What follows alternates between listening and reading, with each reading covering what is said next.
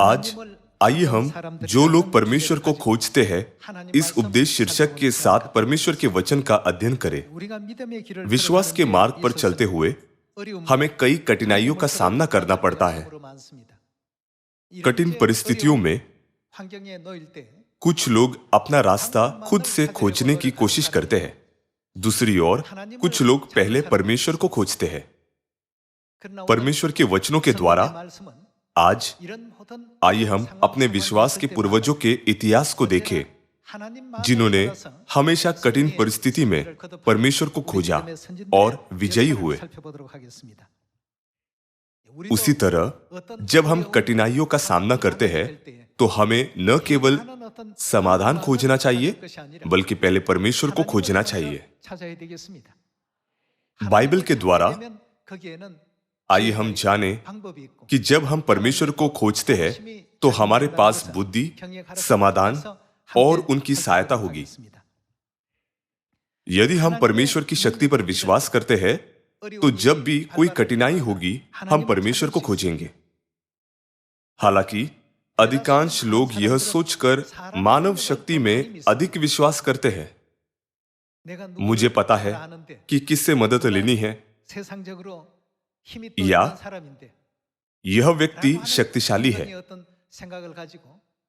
वे मानव शक्ति के माध्यम से समस्याओं को हल करने का प्रयास करते हैं। बेशक ऐसे तरीके भले ही बुरे न हो, लेकिन मुझे आशा है कि हम हमेशा पहले परमेश्वर को खोजेंगे। इज़राइल के राजाओं के समय में राजाओं को अपने राज्यों पर शासन करते समय कई कठिनाइयों का सामना करना पड़ा। आज आइए हम राजाओं के इतिहास के माध्यम से परमेश्वर का सबक सीखें। आइए हम दूसरा राजाओं के अध्याय 1 आयत 1 को देखें। अहाब के मरने के बाद मोआब इज़राइल के विरुद्ध हो गया। अहज्या एक जालीदार खिड़की में से जो शमरोन में उसकी अटारी में थी गिर पड़ा और बीमार हो गया। तब उसने दूतों को यह कहकर भेजा, तुम जाकर एक्रोन के बाल जबूब नामक देवता से यह पूछाओ कि क्या मैं इस बीमारी से बचूंगा कि नहीं। इजरायली प्राचीन काल से परमेश्वर यहोवा पर विश्वास करते थे, लेकिन राजा अहज्या ने परमेश्वर से यह नहीं पूछा कि क्या वह उसकी बीमारी से ठीक हो पाएगा, लेकिन इसके बजाय उसने दूसरे ईश्वर से पूछा। आयत 3, तब यहोवा के दूत ने तिशबी एलिया से कहा, उठकर शोम्रोन के राजा के दूतों से मिलने को जा और उनसे कहे, क्या इज़राइल में कोई परमेश्वर नहीं जो तुम एक्रोन के बाल जबूब देवता से पूछने जाते हो। इसलिए अब यहोवा तुझसे यूं कहता है, जिस पलंग पर तू पड़ा है उस पर से कभी न उठेगा, परंतु मर ही जाएगा। तब एलिया चला गया। अंत में राजा अहज्या अपने बिस्तर पर मर गया। उसने केवल 2 वर्ष राज्य किया। वह बहुत अभागा था।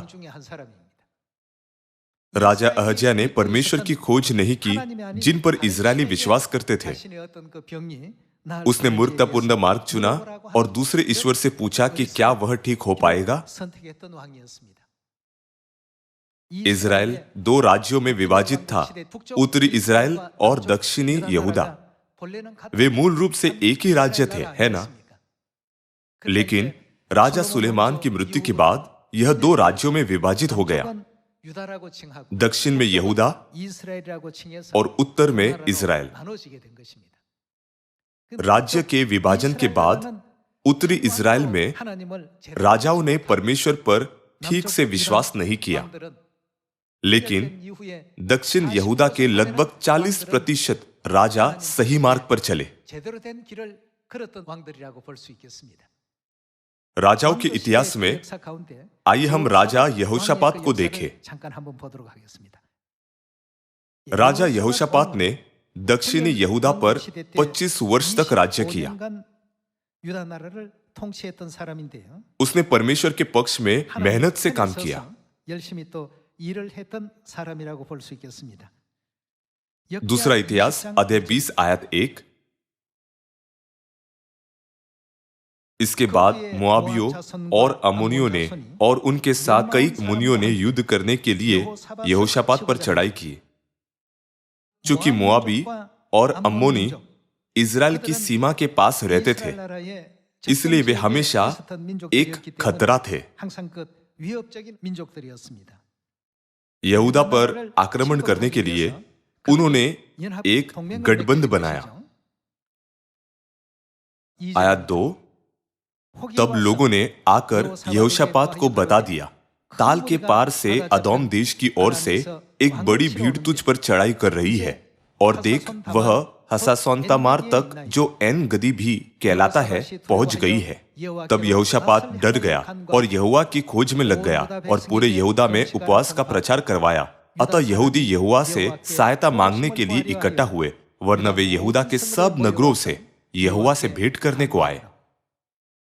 जब राजा यहोशापात ने यह समाचार सुना तो उसने परमेश्वर को ढूंढा। महत्वपूर्ण बात आयत 12 में है, इसलिए आइए हम आयत 12 पर जाएं। आइए हम आयत 12 देखें। हे हमारे परमेश्वर, क्या तू उनका न्याय न करेगा? यह तो बड़ी भीड़ हम पर चढ़ाई कर रही है। उसके सामने हमारा तो बस नहीं चलता और हमें कुछ सूझता नहीं कि क्या करना चाहिए, परंतु हमारी आंखें तेरी ओर लगी है। विभिन्न रणनीतियां हो सकती हैं, लेकिन पहले वह परमेश्वर की इच्छा जानना चाहता था, इसलिए उसने परमेश्वर से प्रार्थना की। हम अपने शत्रुओं को कैसे रोक सकते हैं? हमारे पास उनके विरुद्ध लड़ने की कोई शक्ति नहीं है। हम केवल आपकी ओर देखते हैं। परमेश्वर, कृपया हमें इस युद्ध में विजय प्रदान कीजिए। आयत 14।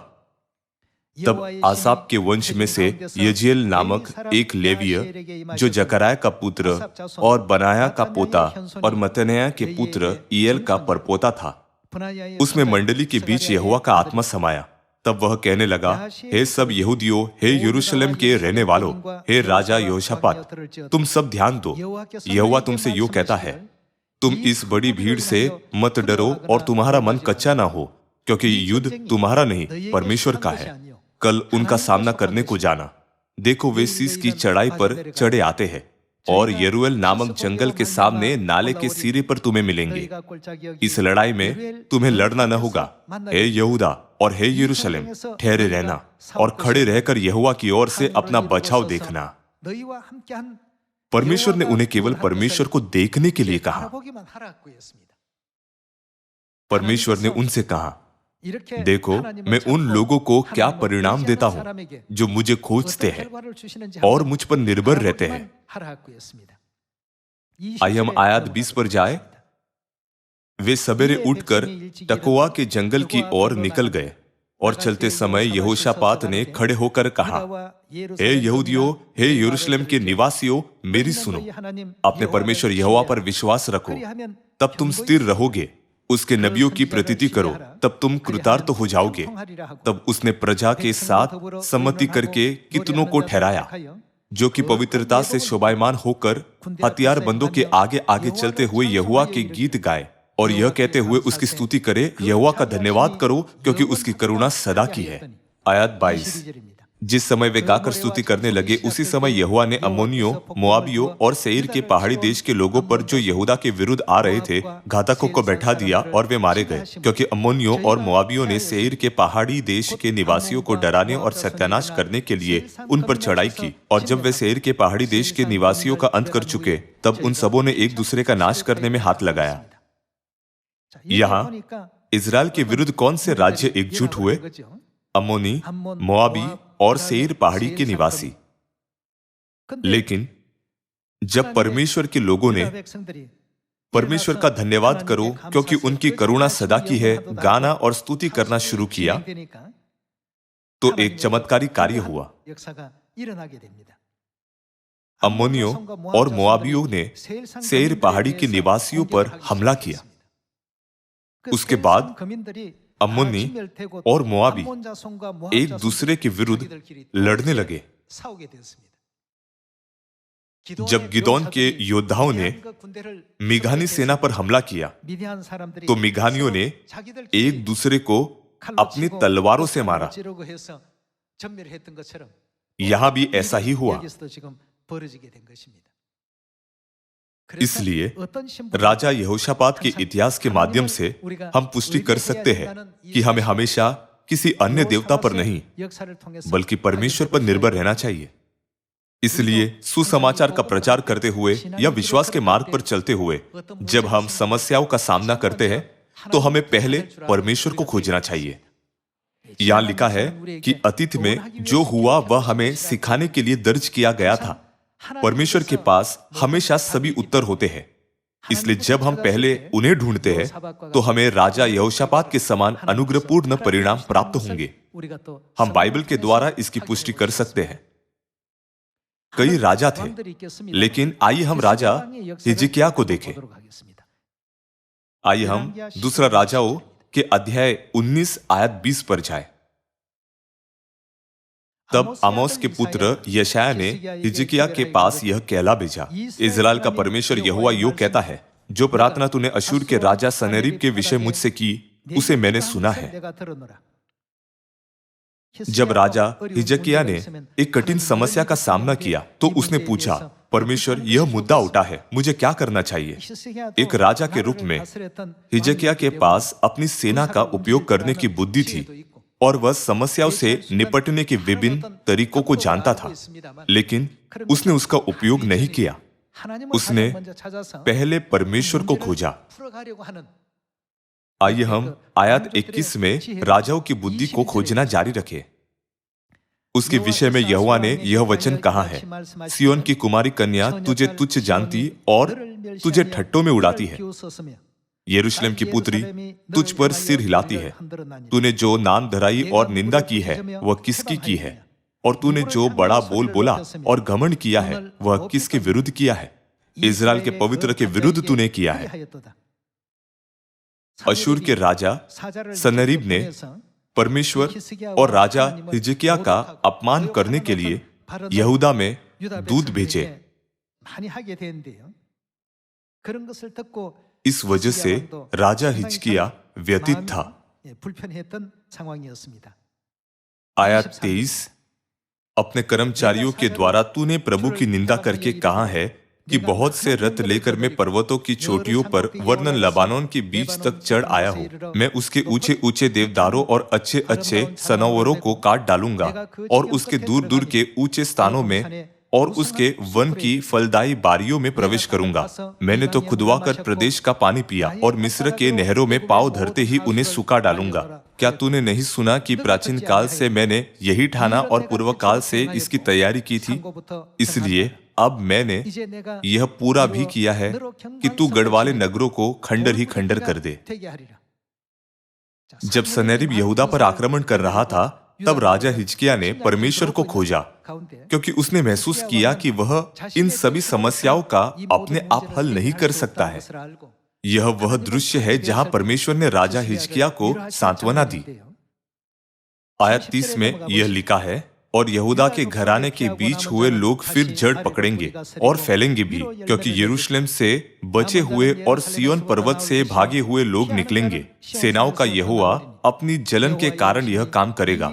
इसलिए यहोवा अश्शूर के राजा के विषय यो कहता है कि वह इस नगर में प्रवेश करने वरन इस पर एक तीर भी मारने न पाएगा, और न वह ढाल लेकर इसके सामने आने या इसके विरुद्ध दमदमा बांधने पाएगा। जिस मार्ग से वह आया उसी से वह लौट भी जाएगा और इस नगर में प्रवेश न करने पाएगा। यहोवा की यही वाणी है, क्योंकि मैं अपने निमित्त और अपने दास दाऊद के निमित्त इस नगर की रक्षा करके उसे बचाऊंगा। उसी रात में क्या हुआ कि यहोवा के दूत ने निकलकर अश्शूरियों की छावनी में 1,85,000 पुरुषों को मारा, और बोर को जब लोग उठे तब देखा कि शव ही शव पड़े हैं।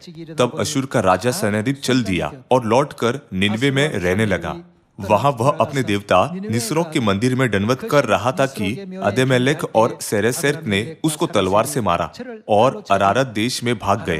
तब उसका पुत्र एसरेदोन उसके स्थान पर राज्य करने लगा। 자, 이 과정이 परमेश्वर की सहायता से पहले 보면 यह डरावना 굉장히 था। 참 대단했습니다. अशूर के राजा ने यहूदा को धमकाने के लिए रबशा के नाम के अपने सेनापति और अपनी सेना को भेजा, 굉장히 참 लेकिन 이렇게 만들었습니다. परमेश्वर ने एक तीर भी चलाए बिना ही 쏴보지 못하고 उसे उसके राज्य में लौटा दिया। 하나님께서 만드셨습니다. 결국 अपने देश लौटने के बाद वह मारा गया था। 죽임을 당하게 된 것이죠. दूसरा इतिहास की पुस्तक में इस दृश्य का विस्तार से विवरण किया गया है। आइए हम दूसरा इतिहास अध्याय 30 पर जाए। दूसरा इतिहास अध्याय 30 आयत 1। फिर हिजकिय्याह ने सारे इजराइल और यहूदा में कहला भेजा और एप्रेम और मनसे के पास इस आशय के पत्र लिख भेजे कि तुम यरूशलेम को यहोवा के भवन में इजराइल के परमेश्वर यहोवा के लिए फसह मनाने को आओ। इस तरह राजा हिजकिय्याह ने अनुग्रहपूर्ण फसह मनाया। उसने अपने लोगों को सिखाया, हमें अपने पूरे हृदय और मन से परमेश्वर को खोजना चाहिए, तब हम आशीषें प्राप्त कर सकते हैं। दूसरा इतिहास 30 में उसने अनुग्रहपूर्वक फसह मनाया और अध्याय 31 में उसने सभी मूर्तियों को नष्ट कर दिया। आइए हम अध्याय 31 आयत 20 देखें। सारे यहूदा में भी हिजकिय्याह ने ऐसा ही प्रबंध किया और जो कुछ उसके परमेश्वर यहोवा की दृष्टि में भला और ठीक और सच्चाई का था उसे वह करता था। जो जो काम उसने परमेश्वर के भवन की उपासना और व्यवस्था और आज्ञा के विषय उसने क्या किया, उसने हमेशा अपने परमेश्वर की खोज में किया। वह उसने अपना सारा मन लगाकर किया और उसमें सफल भी हुआ। परमेश्वर ने उसे अपने हर काम में आशीष दी, जिससे उसका राज्य समृद्ध हुआ। इसी कारण राजा हिजकिय्याह ने समृद्ध जीवन का आनंद लिया। बाइबल के रिकॉर्ड के अनुसार सब कुछ अच्छे से हो गया, लेकिन इस बीच अशूर के राजा सनहेरीब ने यहूदा पर आक्रमण किया, जैसा कि दूसरा राजाओं 19 में देखा गया है। आइए हम अध्याय 32 आयत 1 पर जाए।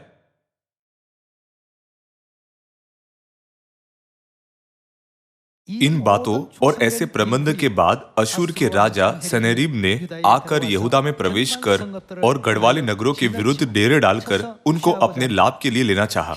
यह देखकर कि सनहेरीब निकट आया है और यरूशलेम में लड़ने की इच्छा करता है, हिजकिय्याह ने अपने हाकिमों और वीरों के साथ यह सम्मति की कि नगर के बाहर के सोतों को पटवा दे, और उन्होंने उसकी सहायता की। जैसा कि दूसरा राजाओं 19 में देखा गया है, उसने पहले परमेश्वर से प्रार्थना की और अपने अधिकारियों के साथ एक बचाव तैयार किया। आइए हम देखें कि हिजकिय्याह ने लोगों को किस तरह का विश्वास सिखाया।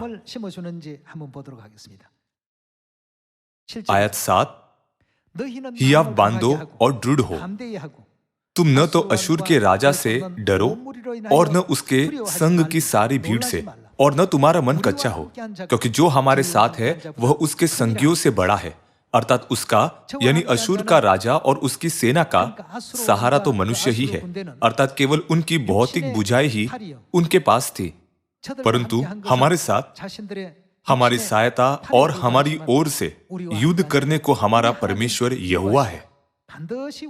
इसलिए प्रजा के लोग यहूदा के राजा हिजकिय्याह की बातों पर भरोसा किए रहे।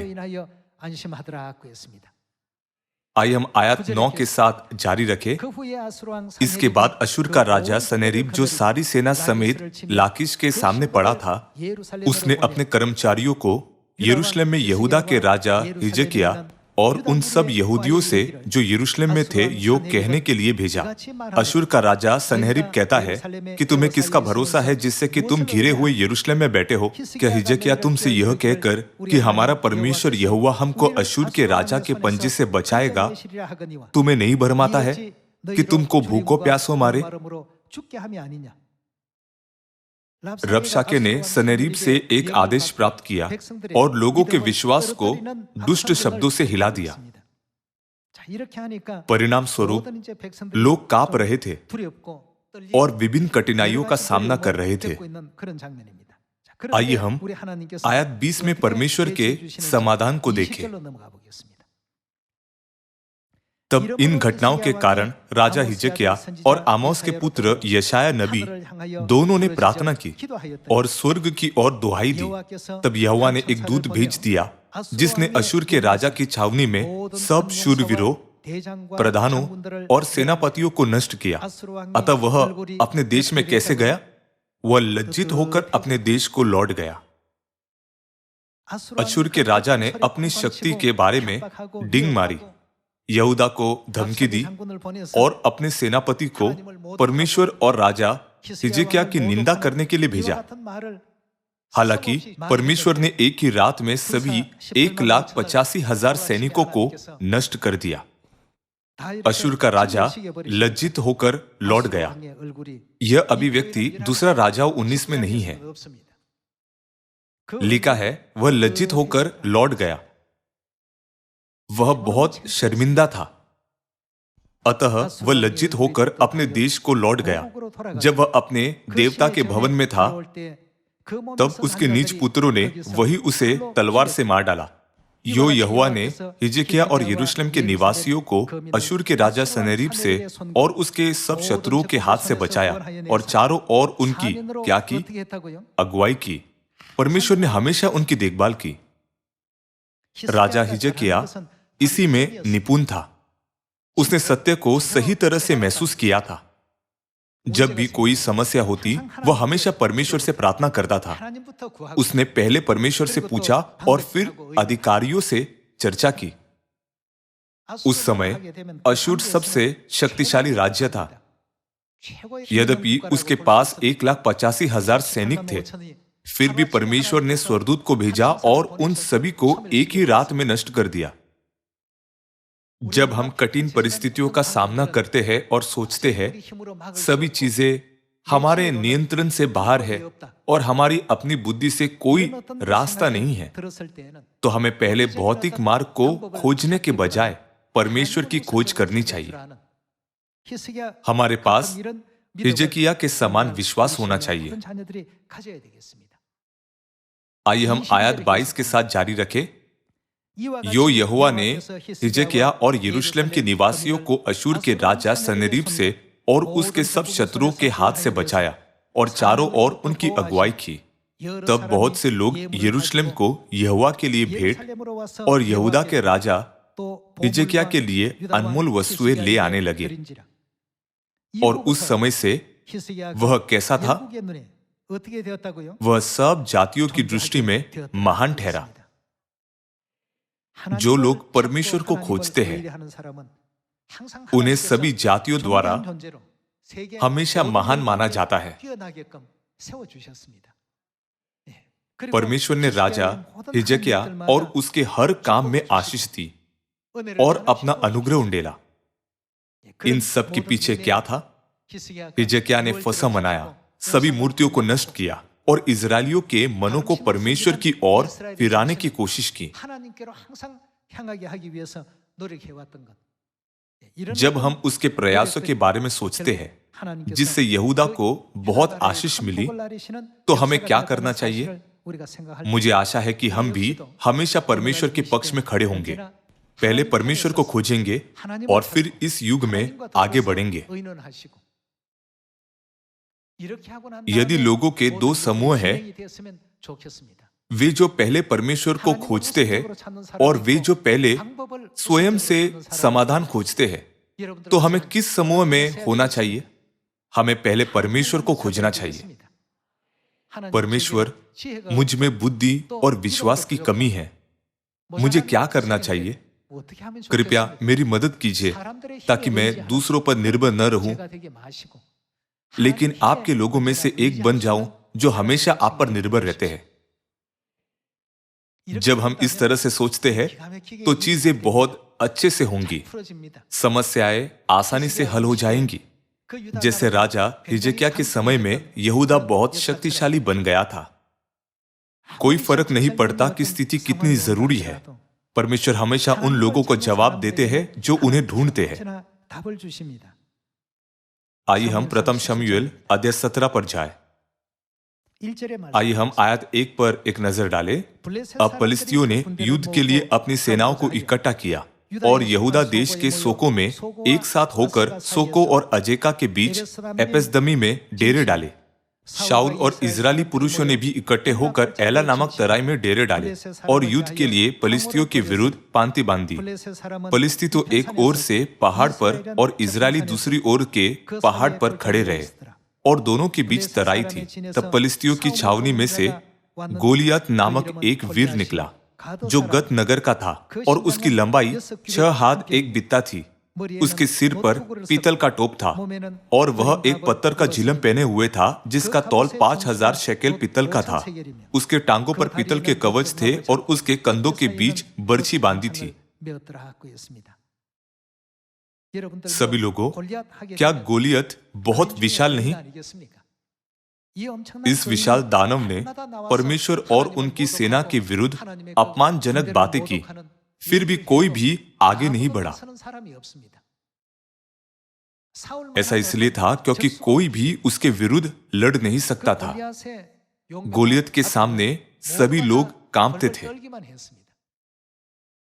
राजा शाऊल भी गोलियत के सामने कुछ भी नहीं था। वे नहीं जानते थे कि क्या करना है। उस समय दाऊद नामक एक युवक जिसका परमेश्वर द्वारा अभिषेक किया गया था प्रकट हुआ। आइए हम प्रथम शमूएल अध्याय 17 आयत 45 पर एक नजर डालें। दाऊद ने फलिस्ती से कहा, तू तो तलवार और भाला और सांग लिए हुए मेरे पास आता है, परंतु मैं सेनाओं के यहोवा के नाम से तेरे पास आता हूं, जो इजरायली सेना का परमेश्वर है, और उसी को तूने ललकारा है। जो लोग परमेश्वर पर निर्भर है वे हमेशा किसी भी युग में विजयी होंगे। दाऊद के शरीर की तुलना गोलियत से नहीं की जा सकती थी। बहुत से लोगों ने सोचा था कि गोलियत जीत जाएगा, लेकिन परिणाम पूरी तरह से अलग था। कुछ अप्रत्याशित हुआ। गोलियत को दाऊद ने गोफन से हराया था। दाऊद ने ऐसा अद्भुत काम किया। दाऊद ऐसा काम कैसे कर सका? वह सर्वशक्तिमान यहोवा के नाम से गया था। आइए हम पढ़ना जारी रखें। आयत 46 में लिखा है, आज के दिन यहोवा तुझको मेरे हाथ में कर देगा और मैं तुझको मारूंगा और तेरा सिर तेरे धड़ से अलग करूंगा, और मैं आज के दिन फलिस्ती सेना के शव आकाश के पक्षियों और पृथ्वी के जीव जंतुओं को दे दूंगा। तब समस्त पृथ्वी के लोग जान लेंगे कि इजराइल में एक परमेश्वर है, और यह समस्त मंडली जान लेगी कि यहोवा तलवार या भाले के द्वारा जयवंत नहीं करता, इसलिए कि संग्राम तो यहोवा का है और वही तुम्हें हमारे हाथ में कर देगा। इस तरह के विश्वास के साथ दाऊद ने गोलियत के विरुद्ध लड़ाई लड़ी। वह अपनी प्रतिभा, कौशल या हथियार पर निर्भर नहीं था। ये सभी बेकार उपकरण थे जो गोलियत को हराने के लिए उपयुक्त नहीं थे। फिर भी परमेश्वर दाऊद के साथ थे, जो परमेश्वर पर निर्भर था और उसे विजय प्रदान की। आयत 48, जब फलिस्ती उठकर दाऊद का सामना करने के लिए निकट आया, तब दाऊद सेना की ओर फलिस्ती का सामना करने के लिए फुर्ती से दौड़ा। फिर दाऊद ने अपनी थैली में हाथ डालकर उसमें से एक पत्थर निकाला और उसे गोफन में रखकर फलिस्ती के माथे पर ऐसा मारा कि पत्थर उसके माथे के भीतर घुस गया और वह भूमि पर मुंह के बल गिर पड़ा। यो दाऊद ने फलिस्ती पर गोफन और एक ही पत्थर के द्वारा प्रबल होकर उसे मार डाला, परंतु दाऊद के हाथ में तलवार न थी। तब दाऊद दौड़कर फलिस्ती के ऊपर खड़ा हो गया और उसकी तलवार पकड़कर म्यान से खींची और उसको घात किया और उसका सिर उसी तलवार से काट डाला। यह देखकर कि हमारा वीर मर गया, फलिस्ती भाग गए। जो परमेश्वर को खोजते हैं, आज मेरा मानना है कि इन राजाओं के इतिहास के माध्यम से हमें एक सबक सीखने की जरूरत है। जब गोलियत ने परमेश्वर और इजरायली सेनाओं की निंदा की तो पूरी सेना कांप उठी। यहां तक कि सैनिक भी, भले ही उनके शत्रु ने परमेश्वर को शाप दिया हो, लेकिन वे बस खड़े रहे। लेकिन दाऊद ने कहा, जब वह परमेश्वर की निंदा कर रहा है तो क्या मैं बस खड़े रह सकता हूं? जब उसने कहा मैं उसे हरा दूंगा, तब राजा शाऊल ने पहले तो उसे रोका। गोलियत एक शक्तिशाली पुरुष है, क्या तुम सिर्फ एक चरवाहे लड़के नहीं हो? वह एक सैनिक के रूप में भर्ती होने के योग्य भी नहीं था, क्योंकि वह भेड़ की देखभाल करने वाला एक छोटा लड़का था। जब शाऊल ने कहा, तू गोलियत के विरुद्ध लड़ने नहीं जा सकता, तब दाऊद ने हिम्मत करके कहा, मैं अपने पिता की भेड़ बकरियां चराता था, और जब कोई सिंह या भालू झुंड में से मेमना उठा ले जाता, तब मैं उसका पीछा करके उसे मारता और मेमने को उसके मुंह से छुड़ा लेता। परमेश्वर ने हमेशा मेरी रक्षा की, उन्होंने हमेशा मुझे विजयी होने में मदद की। दाऊद के आत्मविश्वासी शब्दों को सुनकर राजा शाऊल ने दाऊद को अपने कवच पहनकर युद्ध में जाने दिया। लेकिन कवच असुविधाजनक था, इसलिए दाऊद ने उसे उतार दिया और अपने साधारण कपड़े पहन लिए। भौतिक वातावरण में दाऊद के लिए जीतना असंभव लग रहा था। हालांकि किसी ऐसे व्यक्ति के लिए जो परमेश्वर को खोजते हैं और उन पर निर्भर रहते हैं, परमेश्वर हमेशा उनके साथ होते हैं। चूंकि परमेश्वर हमेशा उनकी सहायता करते हैं, तो भले ही गोलियत से 10 या 100 गुना बड़ा शत्रु उनके विरुद्ध आ जाए, वे कभी हार नहीं सकते। सुसमाचार को पूरा करते समय हम कई कठिनाइयों का सामना करेंगे और चर्च भी कई कठिनाइयों का सामना करेगा।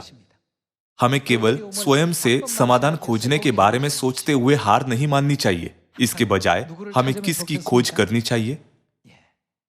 हमें हमेशा परमेश्वर की खोज करनी चाहिए। ऐसा इसलिए है क्योंकि मत्ती 28 में परमेश्वर ने वादा किया है कि वह हमेशा हमारे साथ रहेंगे। कब तक? उन्होंने कहा, मैं जगत के अंत तक सदा तुम्हारे संग हूं। दाऊद ने परमेश्वर से प्रार्थना की होगी, परमेश्वर आप मेरी तरफ है ना? मैं आज गोलियत से लड़ने जा रहा हूं, कृपया मेरी मदद कीजिए। इस प्रकार क्या उसने गोलियत के विरुद्ध लड़ने के लिए गोफन में कुछ पत्थर नहीं डाले? उसने तलवार या भाला नहीं लिया। उसी तरह सभी युगों में परमेश्वर हमेशा उनके साथ रहेंगे जो उन्हें खोजते हैं और उन्हें जीत दिलाते हैं। राजा हिजकिय्याह और राजा यहोशापात के इतिहास में भी ऐसा ही था।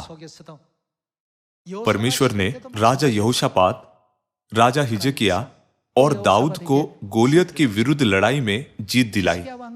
ये सभी कहानियां वास्तव में अतीत में हुई थी, वे काल्पनिक नहीं हैं। उस समय के परमेश्वर और आज के परमेश्वर दोनों एक ही परमेश्वर है। वह अंत तक हमारी मदद करेंगे। इसलिए वह कहते हैं, मैं जगत के अंत तक सदा तुम्हारे संग हूं। परमेश्वर आज यहां है और वह हमेशा सुसमाचार के क्षेत्र में मौजूद है। परमेश्वर हमारे घर में और हमारे कार्यस्थलों में हमारे साथ है। हर समय परमेश्वर की उपस्थिति को महसूस करते हुए हमें सोचना चाहिए, इसे स्वयं करने के लिए मुझ में कई तरह की कमी है। परमेश्वर कृपया मेरी मदद कीजिए। यदि आप मेरी सहायता करें तो मैं सब कुछ कर सकता हूं। यदि आप सहायता के लिए परमेश्वर से प्रार्थना करते हैं तो कठिन परिस्थितियों का क्या होगा? वह आसानी से हल हो जाएंगी। यरीहो को जीतने के समय भी ऐसा ही था। जब गिदोन ने 300 योद्धाओं के साथ 1,35,000 मिगानियों को हराया, तब भी ऐसा ही था। लाल समुद्र के विभाजन के समय भी ऐसा ही था। परमेश्वर हमेशा उनके लिए मार्ग खोलते हैं जो उन्हें खोजते हैं। हमें यह सोचकर हार नहीं माननी चाहिए कि यह केवल राजाओं के समय में हुआ था और हमारे युग में नहीं हो सकता। अतीत की सभी छायाएं इस युग के लिए अस्तित्व है। यह आशा करते हुए कि हम सभी परमेश्वर पर निर्भर होंगे और उन्हें खोजेंगे, मैं आज के उपदेश को समाप्त करना चाहूंगा। आपका बहुत बहुत धन्यवाद।